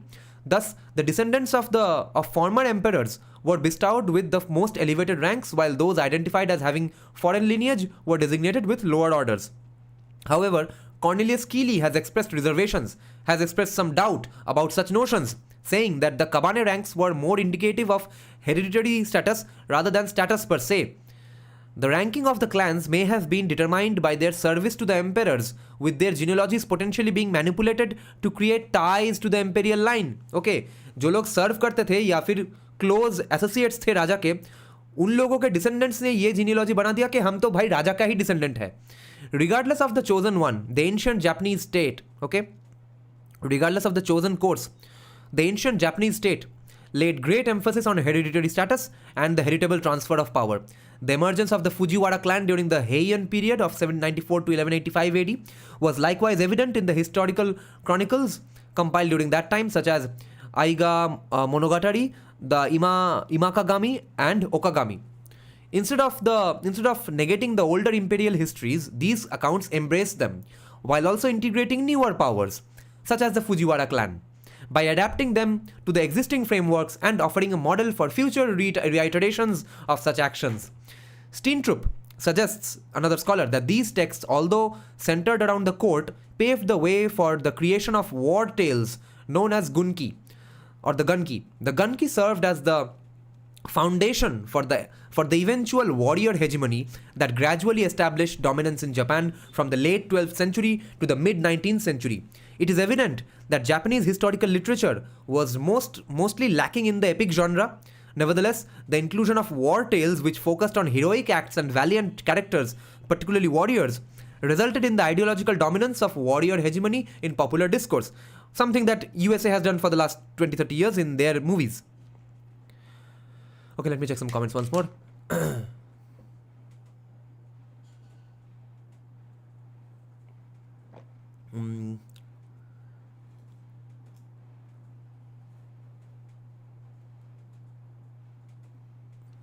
Okay, medieval and early modern Japan. The medieval warrior caste started establishing its historical roots, drawing from pre-existing imperial institutions since the 11th century. Compositions during this period highlighted the Heike stories, which centered around war, heroic warriors, and their legacies to establish the regime's legitimacy as the rightful heir to the imperial governments of the Yamato state. Minamoto no Yoritomo, 1147 to 1199 CE, the first shogun, commander-in-chief of the Kamakura Bakufu, which means military government led by the Minamoto clan at Kamakura, 1185 to 1333 CE, is frequently portrayed as a figure whose acts of violence are justified in the preservation of order within the realm, consequently being respected in various war narratives. Yoritomo's lineage and its glorious past were depicted in an idealized manner, enabling future warriors to accentuate their own illustrious histories. For instance, Yoritomo's lineage can be traced back to Yamato Takeru, a legendary prince from the Yamato line, even though they lived 10 centuries apart. This connection is mentioned in Buke Hanyo, or Hanjo, composed during the Muromachi period, 1136 to 1573 CE. Additionally, the Ashikaga shoguns of the Muromachi Bakufu in the 14th century are linked to the Minamoto no Yoritomo, who is depicted as a descendant of Yamato Takeru in the 14th century text, the Baishoron. Selinger has said that these texts contributed significantly to the establishment of the warrior hegemony under the Tokugawa Bakufu 1603 to 1868 CE in the 17th century, as the so-called quote-unquote metaphorical construction of warrior power begun in the literary texts of the 14th century and would shape, though through various reiterations, the idea of warrior power for centuries to come. जबकि उससे पहले इनका कोई ऐसा warrior mythology culture नहीं था. Warriors को importance देना था, तो अचानक आर्ट एंड कल्चर में, पॉप कल्चर में सिर्फ वॉरियर स्टोरीज घुसाते रहे. तो देखो, the world has not changed at all in these years. Same corruption चल रहा है, आर्ट एंड कल्चर का सेम जगह है, it's all same. History rhymes. These mytho-histories also served as blueprints for establishing the legitimacy of warriors in the early modern period. The Tokugawa shogunate would trace the genealogies of its warriors back to the medieval clans to assert their own legitimacy. As lineages among warriors evolved and assimilated stem family attributes, okay? As lineages among warriors evolved and assimilated into the stem family attributes, they grew to resemble corporate collectives. Corporate collective meaning again that samaj, okay, or a social club. The ancient uji the ancient uji or diffused clans among the nobility underwent a transformation in the 12th century, becoming narrow patrilineal descent groups known as the Ie. The warriors also assimilated this mode of descent for themselves. During the late 14th century, there was a gradual exclusion of younger sons from inheriting wealth and titles, resulting in the emergence of primogeniture among them. Nonetheless, अच्छा, primogeniture का मतलब क्या है, एक minute देख लेते हैं. किसी को पता है तो ज़रा टाइप कर दो मेरे से पहले. Primogeniture. The state of being the firstborn child, the right of succession belonging to the firstborn child, especially the feudal rule by which the whole real estate of an interstate passed to the eldest son. हाँ, ये तो हमारा भी है ही. Okay, तो तब से, अच्छा, तो ये सिस्टम ऑफ लिनियज को प्रीमोजेनरेट, क्या बोला वर्ड, एक मिनट, हाँ, प्रीमोजेनिचर बोलते हैं. Resulting in the emergence of primogeniture among them. Nonetheless, the corporate structure of prominent warrior clans encompassed a multitude of non-family members, who then became hereditarily dependent on the members of the main line of descent. The Japanese social hierarchy during the early modern period was established following the country's unification and the establishment of the Tokugawa Bakufu. Timothy Amos has provided an extensive analysis of the nature of status groups in that era, demonstrating the incorporation of multiple pre-existing occupational groups into a hierarchical mibun or status groups. Okay, incorporation, amalgamation, accommodation. Okay, incorporation of multiple pre-existing occupational groups into a hierarchical mibun or status group. The establishment of the Kamakura Bakufu in the late 12th century had already led to the creation of occupational groups, and the early modern Mibunsai state status system was a political restructuring of the medieval status order, which previously had stronger religious connotations. The new status hierarchy was structured with vertically arranged status groups comprising of the samurai, shi, peasants, no, and artisans, ko. Acha, merchants, sho, and outcasts, eta. Okay, so samurais are the top caste, shi, peasants, then artisans, then merchants, then outcasts, eta, and hinin caste groups. These status groups were functional units with hereditary occupational specialization, granted limited power for self-regulation to uphold their role in the system of feudal exploitation and law enforcement. ये तुम्हारा जाति तुम ठीक से maintain करो, तुम्हारा profession ठीक से मेंटेन करो. The warrior caste held dominion over diverse feudal domains in Japan and operated as an exclusive corporate entity, serving the highest ranking positions in the Bakufu and daimyo governments. The structure of the Tokugawa state was both integrated and decentralized, allowing units. The structure of the Tokugawa state was integrated and decentralized, allowing units of governance to operate with relative internal autonomy. These units could be based on territory, occupation, or status, and were governed in a relatively impersonal manner.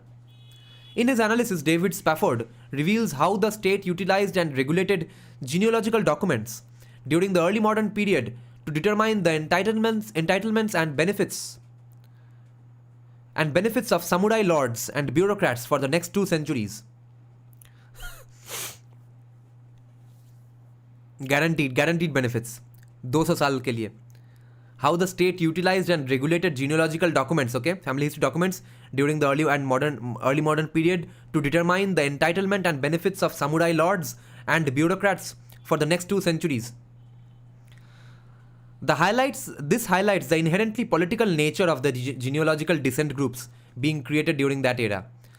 The Kanei Shoka Kaizu Den, composed in 1643, consisted of 1400 samurai genealogies. The Bakufu had mandated that all warrior houses present their official genealogical records as proof of their respective lineages. The document asserted that the present cohort of warriors were progeny of distinguished warriors from the medieval period, with a majority tracing their ancestry to the Minamoto clan, followed by Taira and Fujiwara. Hayashi Razan, a renowned Confucian scholar, praised the accomplishment of this compilation, comparing it to the genealogy compilations of ancient imperial governments such as the Shinsen Shojiroku of 1815 CE and the Sonpi Bunmyaku of the 14th century. This granted new warrior clans a comparable degree of legitimacy to the ancient nobility. The Tokugawa house purported a fictitious descent from the Minamoto clan, solidifying their status as the foremost ruling clan with the most substantial basis for legitimacy and authority. The outer daimyo, known as Tozama daimyo, who later aligned themselves with the Tokugawa house, were designated with the surname Matsudaira, the original name of the Tokugawa house. Wow. This was done to seize power and exercise control over their fortunes throughout the Tokugawa reign. The act of bestowing names and hereditary ranks can be seen as a political maneuver. According to Plutcho, he argues that this practice was a continuation of trends observed in the ancient Japanese state, rather than an attempt to establish biological continuity.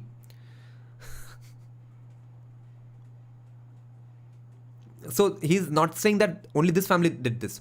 He's saying this trend was also a continuation observed in ancient Japanese state, and it was not an attempt to establish biological continuity. The primary purpose of the stem family's evolution among the warriors was to consolidate their control over land and titles, and this corporate group system even encompassed many non-family loyalists of the influential warrior families, जो कि family का loyal है, उसका descendant भी कुछ साल बाद घोषणा कर रहा है कि वो मैं तो उस फैमिली का ही हूँ. ओके, फुटनोट पढ़ते हैं. Caste groups were essentially status groups, and thus Mibun can also be thought of caste groups.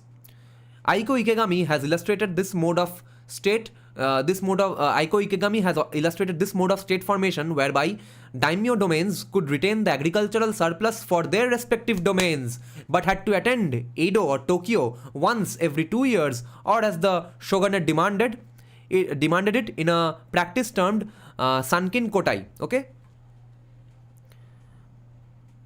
तो ये कर लो तो तब तुम्हारा हेरिडिटरी चलाना है वो चलाओ, कोई प्रॉब्लम नहीं है. The integrity of their respective lineages provided the warriors with the foundation to rightfully rule, and this led such groups to develop genealogical documents and solidify their respective positions in state and society.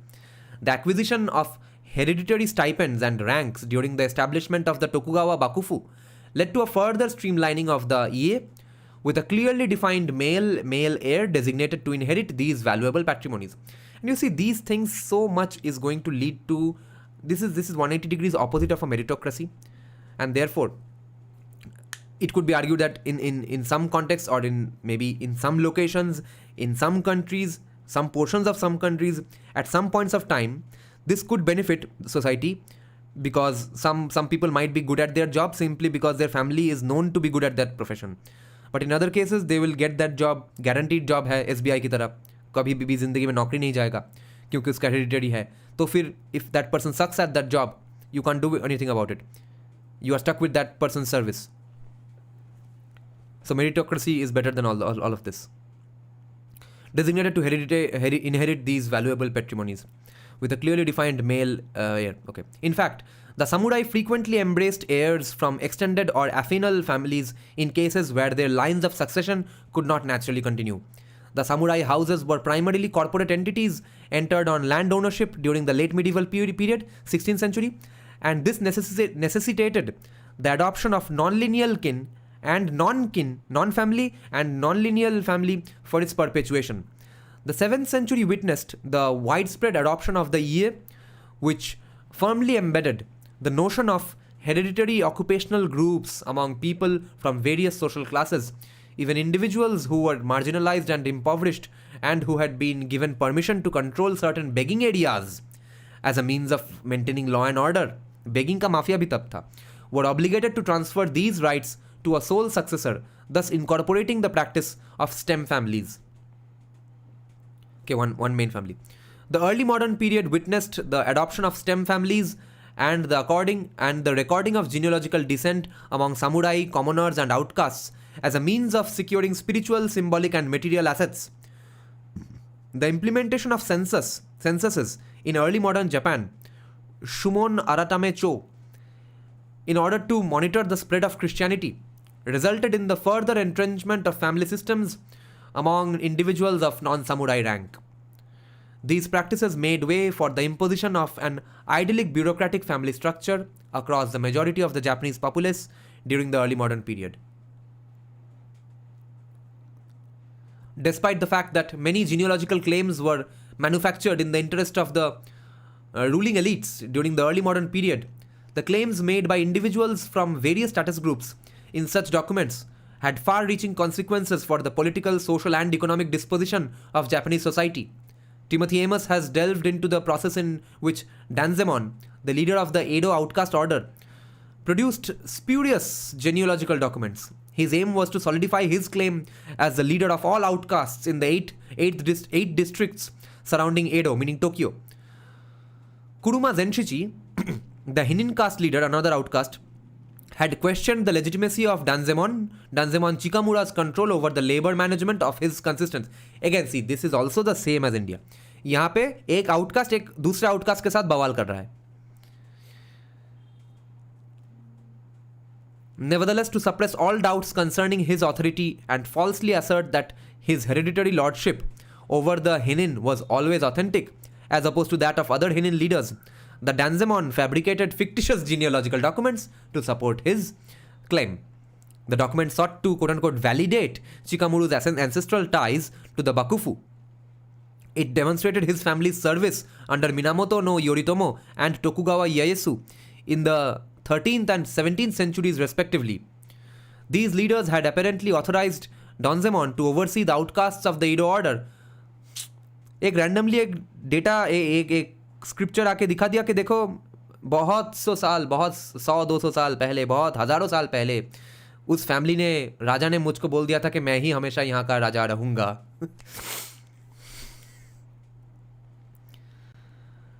The document sought to validate Chikamuru's ancestral ties to the Bakufu.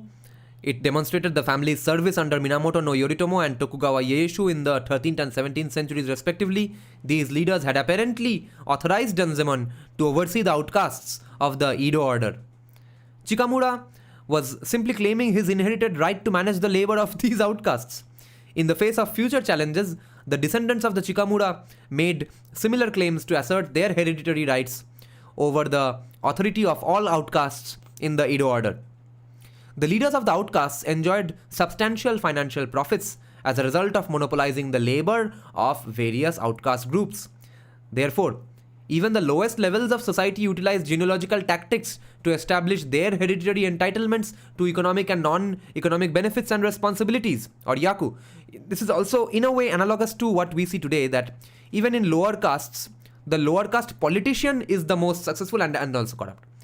In Muslim minority rights politics, the Ashraf takes all the mullah home. Timothy Amos's examination of the genealogical documents pertaining to outcast groups in the early modern period further exemplifies this principle. These groups assert their ancestry from esteemed warriors, emperors, and even Indian kings and gods in order to lay claim to hereditary rights of service near different temple complexes. Manon Ehlers has substantiated a comparable pattern found in early modern Japan, where beggared guilds, beggared mafia bhosrike, turned begging turfs into inheritable properties. Fuck! Begging ka jagah bhi inheritable. Procured through hereditary duties performed for samurai lords and commoners. तो हमारे बाप दादा यहाँ पे उतने बड़े आदमी से भीख मांगते थे, इसलिए हम भी यहाँ पे ही भीख मांगेंगे. Additionally, the Tokugawa Bakufu required no actors to produce genealogical records, leading to the transmission of hereditary stipends and the establishment of a few influential family heads who exercised substantial control over their own households and associates. Ancestor worship had become ingrained in society and widely adopted by the commoners and other status groups in an effort to emulate the dominant warrior caste. Timothy Amos has used the term samuraization to describe the imitation of samurai. ये तो aspirational model जो हमने discuss किया शुरू में. Samuraization to describe the imitation of samurai by the lower classes, which bears resemblance to the aforementioned concept of Sanskritization. The practices of hereditary transmission of properties, rights, statuses, and power were key elements in maintaining the institution of the stem family and hereditary status groups in early modern Japan. The perpetuation of these practices was primarily driven by the concern of hereditary transference of various forms of patrimony during periods of political and economic competition. अब Europe में देखते हैं क्या क्या हुआ. Okay. Let me check some comments before that, and I'll give a little break to my voice. Baba Bistril is saying, do you eat jhatka meat or halal? I haven't eaten meat since 2015 January. Pakistan is inherited भिखारी of उसका भी right है. मेरे बाप दादा भीख मांगते थे, हम भी भीख मांगेंगे. If we go by so-called oral history of caste, then 97% of Indian population were Kshatriyas. True. 80% Shinto deities are Hindu deities adopted by Japan. Yeah, even Sanjeev Sanyal says so. Baba Bistil is saying, by this means AIM was right, the intellectual heft for this ancestry-based cancer was provided, and hence all castes try to prove themselves as higher than other. Yeah. And that is true. A lot of the jatis became Kshatriya at one point of time. Then, dekho, the fact is 97% may be Kshatriya, but 97% may be something or the other, sometime or the other. Okay, 97% may be also Vaishyas at some point. 97% may be Shudra at some point. 97% probably not Shudra at any point, but 97% may be Vaishya, Kshatriya to at least at some point. And some points, Brahmins may have decided to, some Brahmin family may have decided to become Vaishya or Kshatriya, or may have they lost their status even because of some bad behavior. How do you source your protein as a Bengali? ये तो long discussion है, किसी और दिन बताएंगे. Shinto word feels similar to Hindu. Yes, Shinto, Sindhu, Hindu, it's all same. Medieval England. Following the conclusion of Roman rule in Britain around the mid-5th century, the influence of Germanic tribes became apparent in the country. Okay. Following the conclusion of end of Roman rule in Britain around the mid-5th century, तो 500 AD तक, the influence of Germanic tribes became apparent in the country. The Anglo-Saxons, a group of Germanic tribes who migrated, developed strong tribal connections through warfare and their allegiance to ring-giver leaders. The transition from tribal chieftains in Germany to kingships in England marked the evolution of this structure. Tribal warlords in the late 6th century were able to transform into kings by acquiring more land and power, also while building strong bonds of loyalty with their followers. Anglo-Saxon society in the 7th century was still characterized by the supremacy of family groups over individual identities. During the 7th century, 700 AD, there were numerous kingdoms, but by the early 9th century, only 5 managed to survive, as the large kingdoms absorbed the smaller ones. By 900 AD, the sole remaining royal dynasty was the West Saxon royal house, Wessex House, which gained control over Mercia and East Angles. The Angles से ही नाम Anglo आता है शायद. The compilation of the ecclesiastical history of the English people by historian monk Bede, 672 to 735 CE, established the historical basis for the ethnic identity of this particular group. This identity was then solidified during the reign of King Alfred, 871 to 899 CE. The consolidation of the Anglo-Saxons as a cohesive ethnic unit with a shared faith and church occurred during the reign of King Alfred. This was achieved through the official endorsement of the Anglo-Saxon Chronicle by the state. देखो यहाँ पे endorsement शुरू हो गया religious leaders से. Anglo-Saxon Chronicle by the state, which aimed to prove the West Saxon royal house's authority and their ability to unify the people under one gens, which is a patrilineal clan. Okay, footnote says a classical form of Japanese dance drama that began in the 14th century. अच्छा ये footnote तो हमने खो दिया है. The conversion to Christianity in the 7th century held great appeal for tribal chieftains because it promised both national unification and greater legitimacy for ambitious Anglo-Saxon warlords. देखो, तो conversion भी हमेशा कन्वीनियंस का ही बात है. कन्वर्जन में भी कोई विराट मतलब विजडम, फिलोसफी, धर्म, भगवान के प्रति डर या फिर प्रेम कुछ भी नहीं है. कन्वीनियंस और इंसेंटिव स्ट्रक्चर से सब कुछ भोसड़ी है.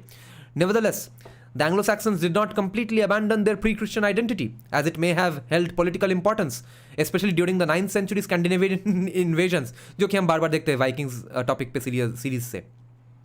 Their distinctive tribal past provided a strong ethnic identity to resisting the invading forces. In an attempt to strengthen their Germanic roots, the Anglo-Saxon royals embellished their genealogical claims, asserting descent from the pagan god Woden or Wodin. अच्छा, देखो क्या अजीब हो रहा है चीजें.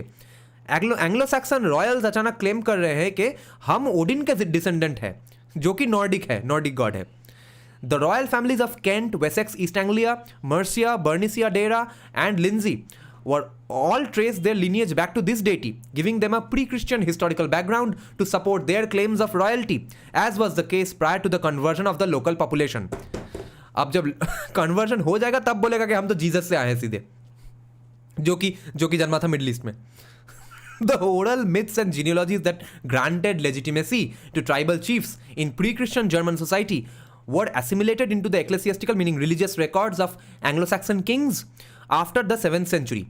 In the 9th century, during the Danish Wars, the Wessex royalty established its origins through the lineage of prominent Danish figures including Skjalf, Woden or Odin, Thorka Baba. Descending from Skjalf's 10th generation played a significant role in this ancestral connection. Skjalf was made to descend from Skif, the fourth son of Noah, who in turn was descended from Adam. तो Nordic और Viking culture और Christian culture दोनों को एकदम reconcile कर दिया. क्या बात, जीनियस है एकदम. The practice of these exercises enabled the West Saxon royals to both reinforce their Germanic heritage and lay claim to ancestry from biblical figures. जो हमने अभी गेस करके बोला कि यही होने वाला है, वो कर भी दिया. The stringent regulation of genealogy production by the Wessex royals led to a diminished strength of hereditary claims to power among the rising nobility of that period. ठीक है, जो ऊपर बैठ गया उसने ऊपर जाके बोला कि अब जीनियोलॉजिकल डेटा कोई भी ऐसे ही रैंडम बना नहीं पाएगा, तो उससे जो अब ऊपर उठ रहा है उसका प्रॉब्लम हो गया. क्या अजीब चूतियापा है ये भाई. एक minute. Odin isn't called Allfather for nothing. Let me check some comments. Rathods are Rajputs but also Telikas during doing works of all mills. Saxony is still name of a place in Germany where Saxons actually came from. The current royal family of Britain is German in origin. Windsor is real name Hanover. Windsor real name is Hanover. Real name of Mountbatten is Battenberg. Yeah. Odin, a god descended from Noah, a human.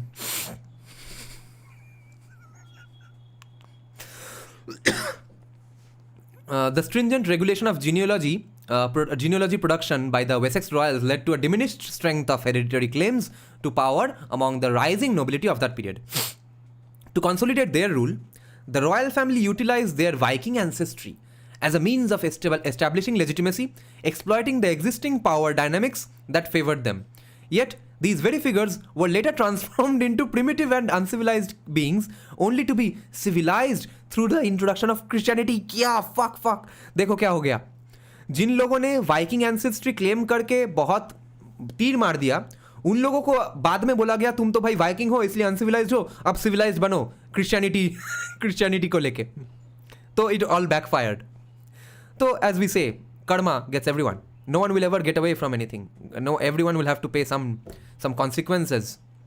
Additionally, the reason for this was that the Wessex monarchy had been involved in conflicts with the invading Danish forces at the time. David Dumville. Reason for this was that the Wessex monarchy had been involved in conflicts with the invading Danish forces at the time. Danish forces being the Viking forces. David Dumville has emphasized the propagandist aspect of medieval genealogies, which functioned as tools to construct narratives of legitimacy for the ruling elites. These genealogies spread These genealogies spread fabricated stories about their historical origins and consequently their future prospects. In times of power transitions or challenges to authority, a genealogical document could be used both as a weapon and as a legal title. This was exemplified in the case of Wessex royalty.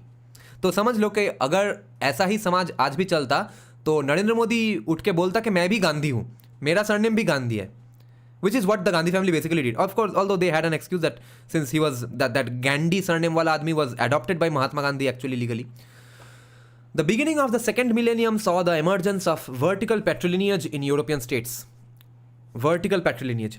The year 1066 CE witnessed the Norman conquest, meaning Viking conquest, when William, Duke of Normandy, this is not Viking, this is Norman conquest. ये लोग तब तक Christian बन चुके हैं. 1066 CE, sorry. Norman conquest when William, Duke of Normandy, successfully invaded England. As a result, historical literature emerged, emphasizing the connection between the new rulers and the Anglo-Saxon roots of the land. The Gesta Guilhelmi, 1077 CE, and other historical texts aimed to legitimize Henry's claim to the throne by highlighting his conquests in the Isles, presenting him as a more accomplished warrior than figures like Caesar, Reynus, and Theseus. The late 12th century text Compendium Historiae by Peter of Poitiers aimed to challenge rival claims to the throne that opposed Williams by associating the Norman dukes with English monarchs, thereby legitimizing the conquest.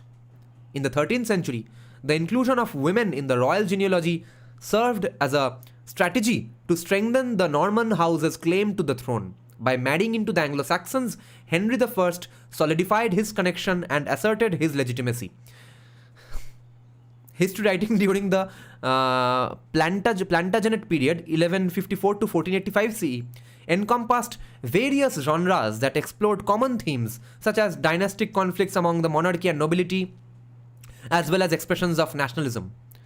The Compendium Historia and the Polychronicon, 1344 CE, both featured diagrammatic scrolls illustrating the patrilineal lineage of English rulers.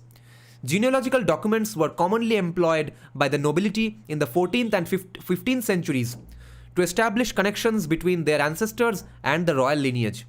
Specifically, during the 15th century, there was a surge in the production of genealogical scrolls.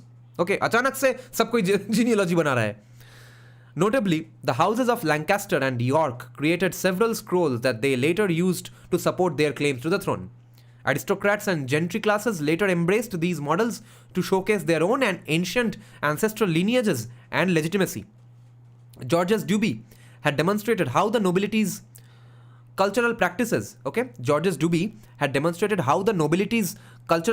such as keeping records of patrilineal descent and adhering to certain matrimonial traditions, gradually became adopted by the wider population in France after the 10th century. In England, a similar phenomenon of cultural diffusion can be observed for the creation of genealogies.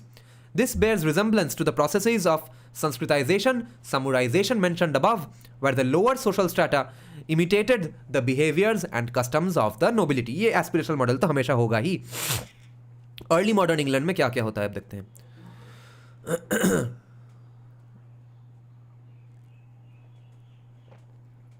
In the 15th century, it was common for the gentry to have collections of texts that included royal genealogies.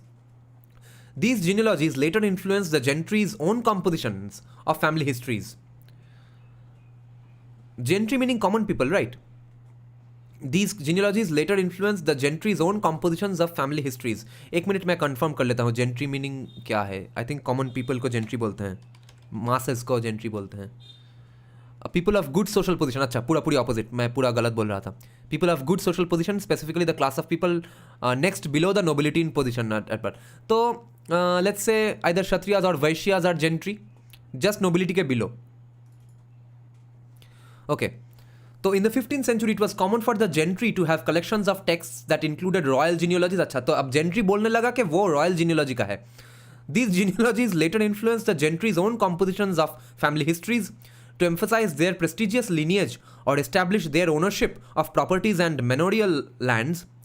Nobles often displayed their ancestors alongside royalty, during the 16th and 17th centuries in England, having a prestigious ancestry was seen as a requirement for the gentry to be granted the privileges associated with gentle status.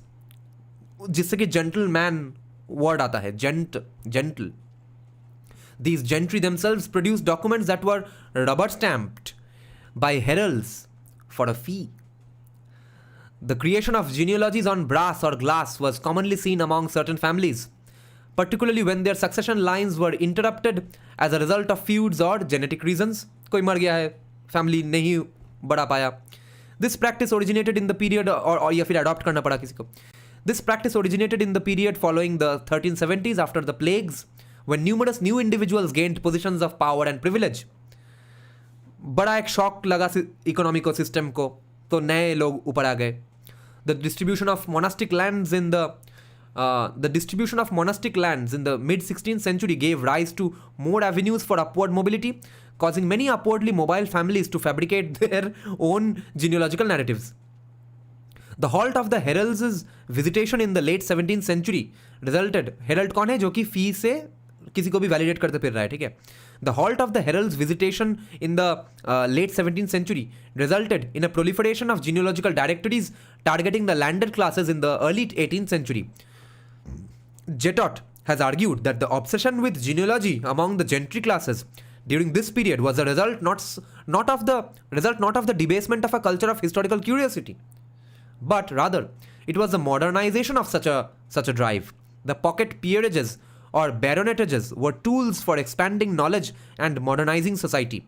They provided a way for members of the landed classes to be included in exclusive publications and access information about recent births and gossip within the aristocracy and gentry classes.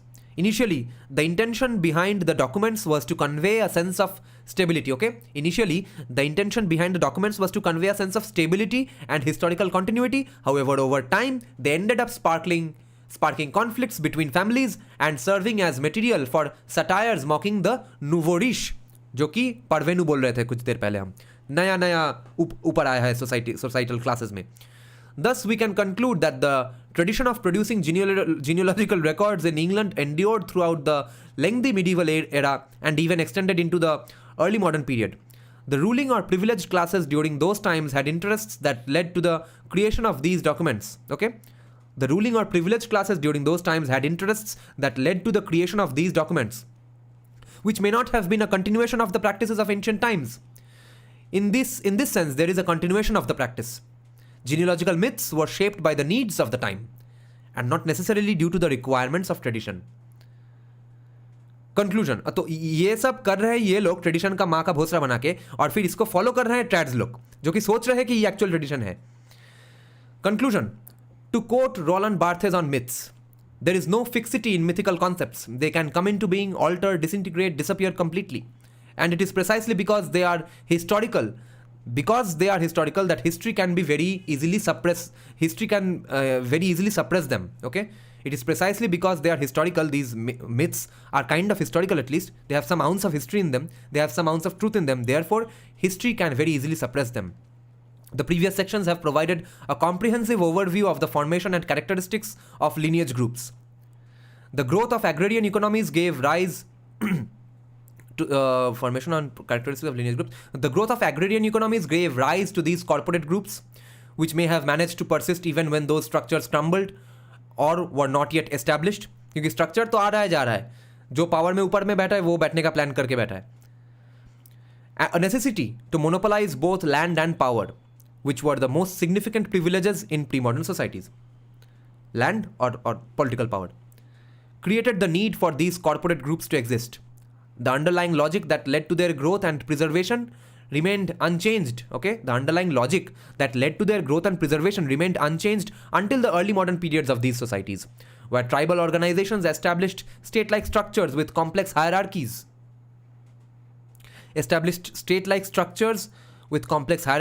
The ranks and privileges that emerged were inherited by particular lineages. This outcome resulted from the monopolization of power and the accumulation of wealth from agrarian surplus. For instance, in Japan, the Yamato state and the subsequent warrior rule during the medieval and earlier modern periods both depended on the creation of genealogical records to secure the inheritance of ranks and associated privileges across generations. The genealogical exercises of the samurai nobility were also appropriated by certain clans and families or service groups which sought to acquire hereditary monopolies for services to the state. Hereditary monopolies on services to the state. तो hereditary guarantee of employment, ये सबसे मज़ेदार discovery आज मेरा इस paper से. और assert their respective claims to certain privileges. What becomes evident in all these instances is that the production of genealogical documents was primarily motivated by political considerations, rather than simply a need to record biological descent. Furthermore, genealogical documents were employed by the state during the early modern period to govern the population, which subsequently led to their broader acceptance by the people of Japan.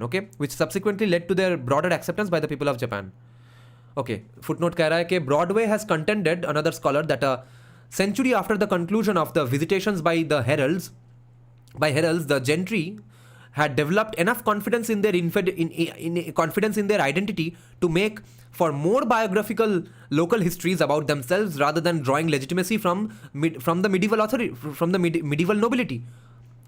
Nonetheless, hereditary links to manorial estates continued to retain significance among the gentry of the early modern period, promoting them to take a keen interest in the production of local county histories. Members of the gentry were also heavily invested in the composition of local histories. Members of the gentry were also heavily invested in the composition of local histories and publications related to their lineages, and therefore often provided their own histories to publishers. खुद book लिख रहा है, इस जगह का history लिख रहा है और उसमें लिख दे रहा है कि मेरे बाप दादा यहाँ पे हमेशा से राजा थे या फिर मतलब बहुत सम्मान के जगह में थे.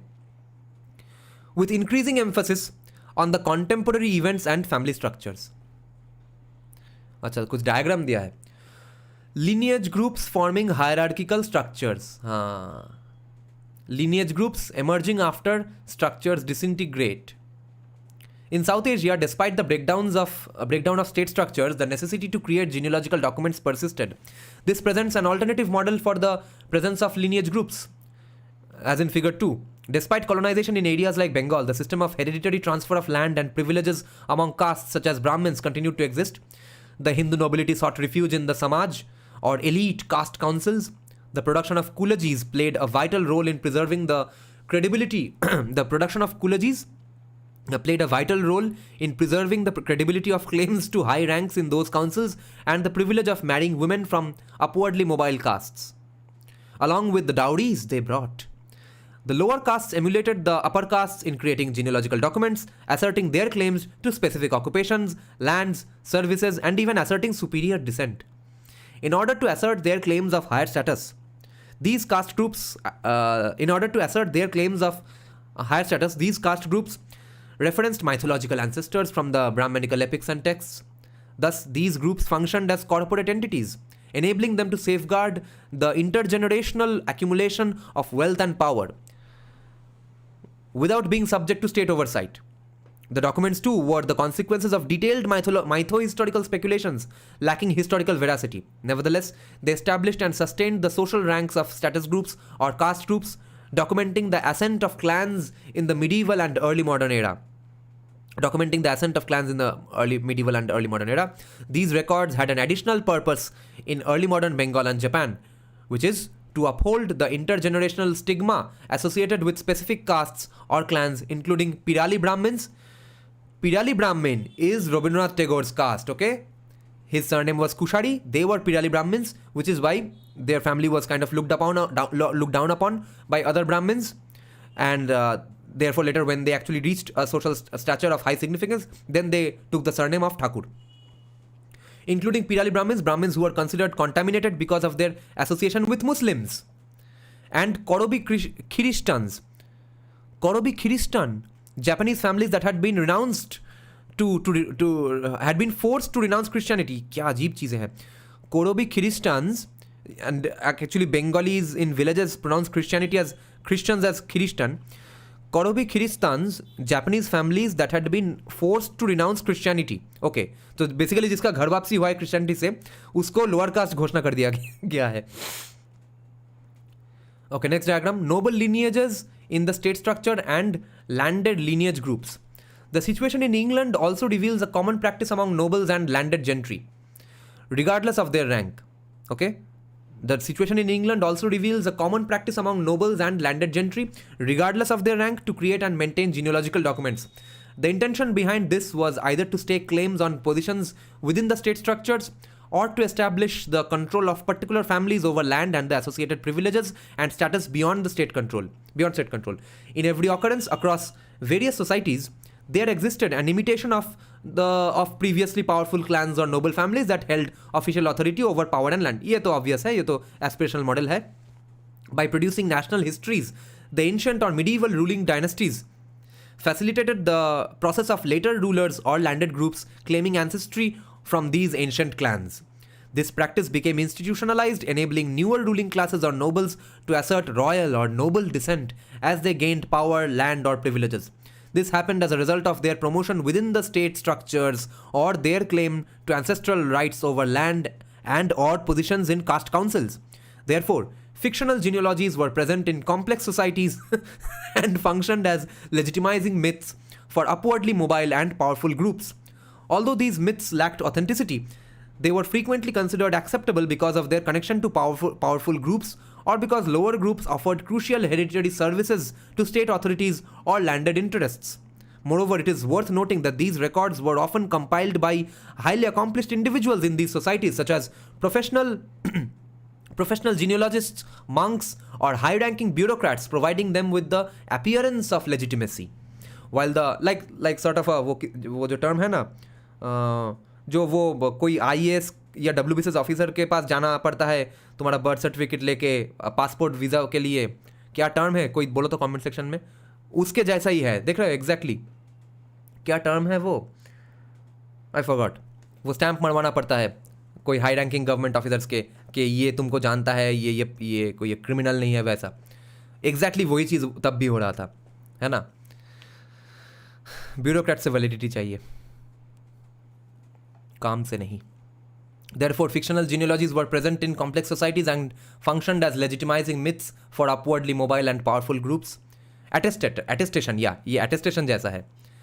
Although these myths lacked authenticity, they were frequently considered acceptable because of their gazetted officers से attested करवाना. Yeah, that is what I'm saying. Although these myths lacked authenticity, they were frequently considered acceptable because of their connection to powerful groups or because lower groups offered crucial hereditary services to these state authorities or landed interests. Same cheese. Moreover, it is worth noting that these records were often compiled by highly accomplished individuals in these societies, such as professional genealogists, monks, or high-ranking bureaucrats, providing them with the appearance of legitimacy. While the above article overlooks specific historical events, the simplified portrayal of state formation in these three diverse regions serves the purpose of showcasing the broader trends in the production of genealogical documents influenced by political and economic developments. What a great fucking paper, huh? My father was a gazetted officer. Yes, he was an amatya, therefore, in the ancient sense. Okay, let's see if any important comment has come. Super chat वो एक ही है तो या फिर miss कर गया. ठीक है, एक ही है, नो प्रॉब्लम. और क्या है देखते हैं discussion. By this method of retrofitting, Abrahamic mythology and theology can be reinterpreted in a dharmic way and defanged. Yeah, that is what I was thinking in a way, that people worshipping any one random YouTuber or any one random person they have found on the internet giving viral speeches and clips, etc. Let's say from our side, Rajiv Malhotra और J. Sai Deepak. किसी एक बंदे को एक बार पसंद आ गया तो उसका ही सिर्फ बुक पढ़ो या फिर उसके ही सिर्फ क्लिप्स वायरल कर दो या फिर वो ही आदमी सब टॉपिक में सही है ये मान लेना. That is equal to sort of idol worship और deity worship, right? So you could say that the idea that there is no God but God is actually valid when you consider it in the context of God versus man and not this God versus that God. Because I have heard actually some Muslim Islamic apologists say that that the idea of idol worship, idolatry and demolishing idols was a misrepresentation and misinterpretation. What the Quran actually meant is that don't idolize any human being. idolize only ideas or God himself. So you see, we can interpret these things this way also, because man will always be flawed. So no man should be worshipped or considered perfect, and no man should be defended as if he is a god. Only God is God. कितना झूठ बोलेगा भाई कोई किराट नूनिया को राजपूत नहीं बोलता. मैंने बताया ना, क्षेत्र के अनुसार मोबिलिटी थी, ट्रेडिशनल और अल्टरनेटिव विकल्पित दोनों की एग्जांपल है. अच्छा, इंद्र किरात को बोलते हैं नूनी. अच्छा, I don't know anything about this things. Okay, then thank you for joining the live stream, guys. Dada, why do you think Jesus being Asiatic was hilariously impossible? Because Jesus was actually Israeli Judean. Yes, he was born in Israel. Okay, we'll continue these discussions some other day, or probably tomorrow only. Thank you for joining the live stream in the middle of the day, guys. Good afternoon. Bye bye.